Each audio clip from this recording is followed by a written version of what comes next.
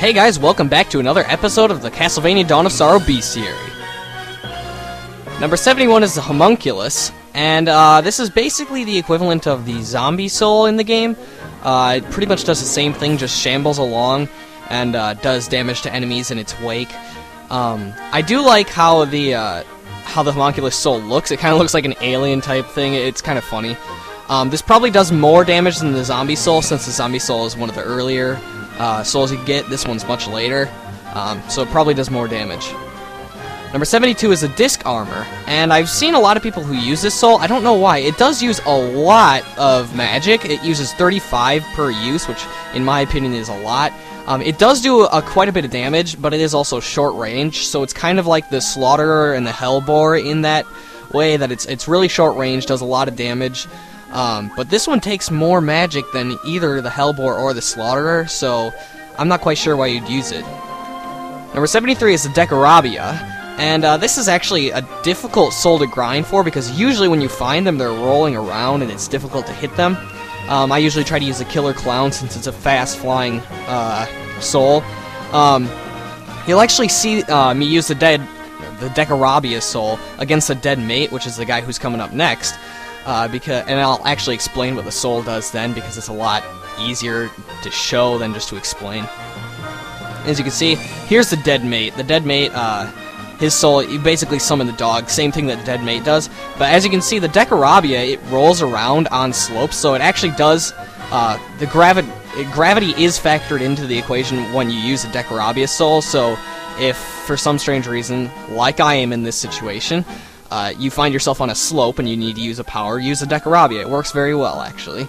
I don't really prefer either of these powers, but I guess they're both okay. Number 75 is the Bugbear.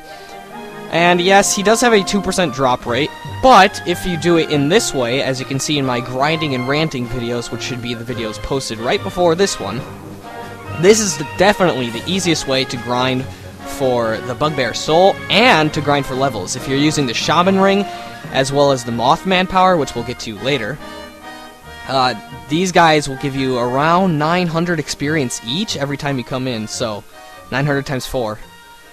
Number 76 is the Procell, who is, he's kind of a shifty character, likes to escape you.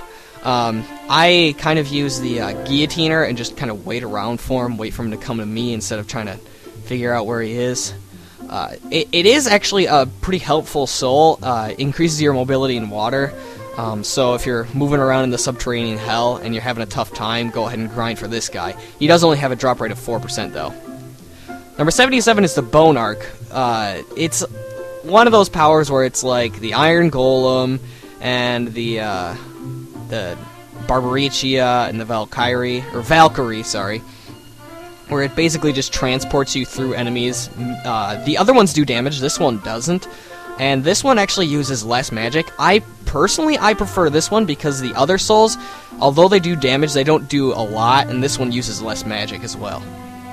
Number 78 is the Gorgon, which is basically the obvious upgrade of the Catoblepas.